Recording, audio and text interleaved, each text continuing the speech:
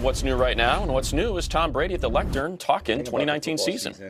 It's 16 individual games, but in the end, it's a long span of practice, play, practice, play, practice, play, and I said before, it's like a marathon, and you have these individual sprints within the marathon, and it's really about the competitiveness that you bring on a weekly basis. So.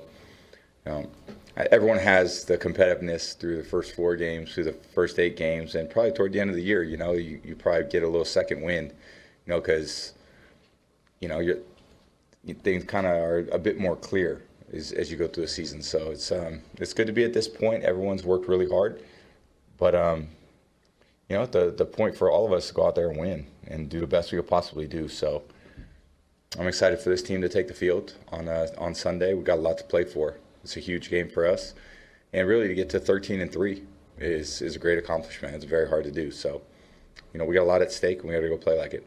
Does the meter change this time of year? I heard, some of your teammates were talking about you giving a speech before the game last weekend. Is it because of the urgency, and now we're talking about these are playoff games essentially?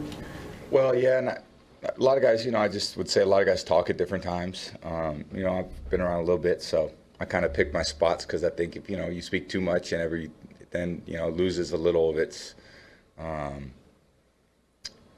loses a little bit of the timing. So I try to pick the right time to express the things that are important, that I feel are important, and everyone does that. We have coaches who do that.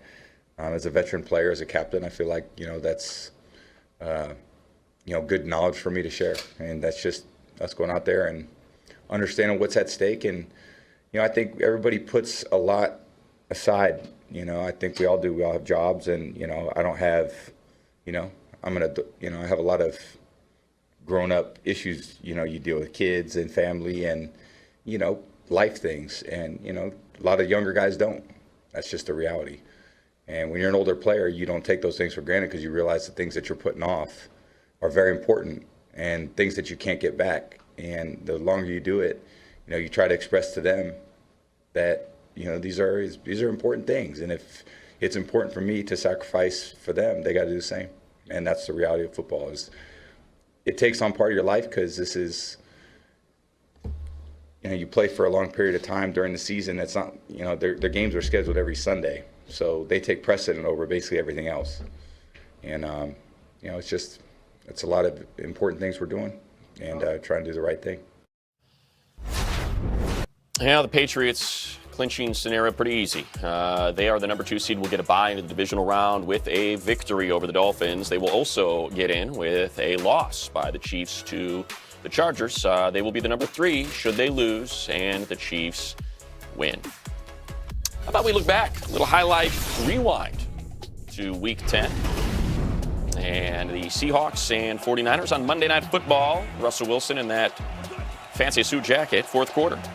Seahawks leading 21-10, 2nd and 7 from their own 35. Wilson stripped by K'Wan Williams. Jermaine Ifedi recovers and then has it punched out by Fred Warner. And DeForest Buckner recovers, runs it in for the 12-yard touchdown. Pete Carroll shocked. Buckner loves it. 49ers now trail 21-18 after a successful 2-point conversion. 2018 with the Raiders. And here is quarterback Russell Wilson on his edition. He's been working. He looks great. He looks explosive, looks fast, looks strong, quick as ever.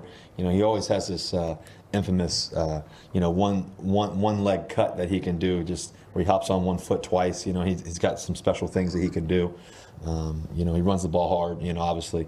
Once game time comes, it's not about the show and everything else. It's about game time, and he'll be definitely ready to do that for sure.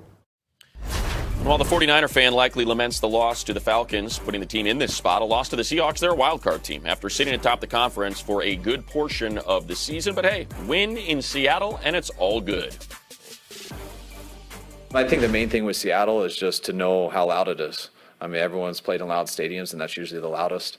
You're not going to be able to hear what I can say to Jimmy is it'll be exactly like New Orleans was. I mean, I've been in New Orleans a bunch, but New Orleans was different. Last time we were there, it was as loud as I've ever been anywhere. So it's last time in New Orleans, it was tied with how Seattle is. So it'll be very similar to that. And I thought he handled himself well there, and expect him to do the same thing in Seattle. Here's how it plays out for the 49ers and Seahawks come Sunday. If the 49ers win, they're the 1 seed, and they will be home on their way. Should they win all their games, they're 2 games. They'll get a bye, be at home for the other 2. Super Bowl 54 in Miami. Seahawks need a little bit of help. They will clinch home field advantage with a win, but they will also need a Green Bay and New Orleans loss to get the number 1 seed. But they'll get a first-round bye should they win if the Packers lose. Otherwise, wild card for the Seahawks. So let's get the lowdown from Renton with our Omar Ruiz. And Omar, we've been talking an awful lot about the additions on the running game, I should say, specifically Marshawn Lynch. But what about Jadeveon Clowney and how important he is to what this team wants to do and what his status is thanks to an injury for Sunday?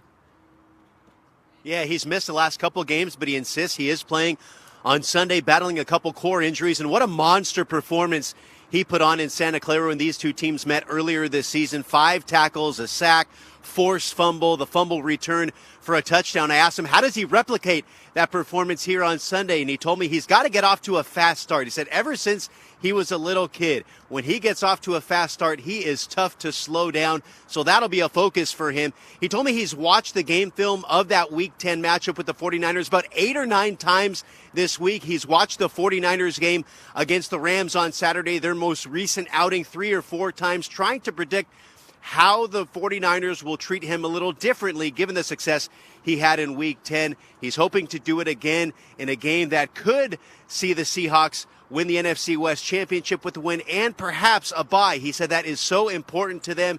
He feels that if they were able to get that bye in the first round of the playoffs, he'll get even healthier for what they hope is a long playoff run here in Seattle. Yeah, in order to get that bye, again, they need a little bit of help. They need a victory, and they're going to need to slow down George Kittle. If they're willing to share, what have they said about how they plan to attack that matchup? Well, they know what a fantastic player George Kittle is. Michael Kendrick's telling me maybe the silver lining of Kittle playing in this game is the 49ers offense becomes a little more predictable in that they know George Kittle is going to get the ball, and he's going to get the ball in a variety of ways. Then there's the matter of bringing George Kittle down. I asked Shaquem Griffin about Kittle's attacking nature when he catches the football and tries to get those yards after the catch, initiating contact with defenders. Griffin told me that as defenders, that makes their mouths water. When an offensive player doesn't want to go down, that means that he is much more susceptible to turning the football over.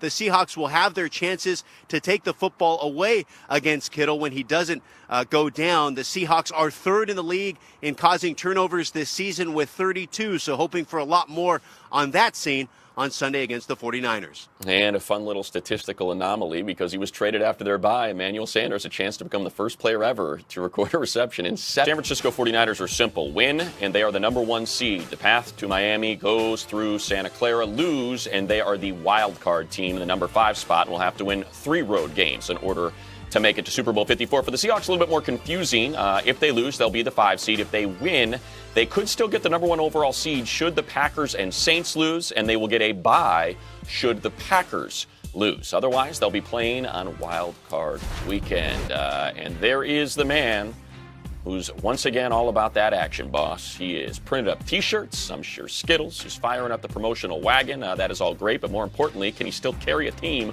when called upon? And you see a familiar sight. Russell Wilson there in the red jersey, Marshawn Lynch, back-to-back Super Bowls, including 1 victory.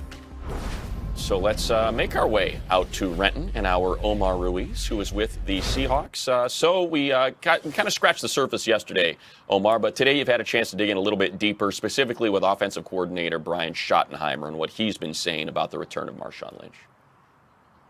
Yeah, we're still wondering how much Marshawn Lynch will be able to provide on Sunday. The Seahawks still figuring what he'll be able to provide.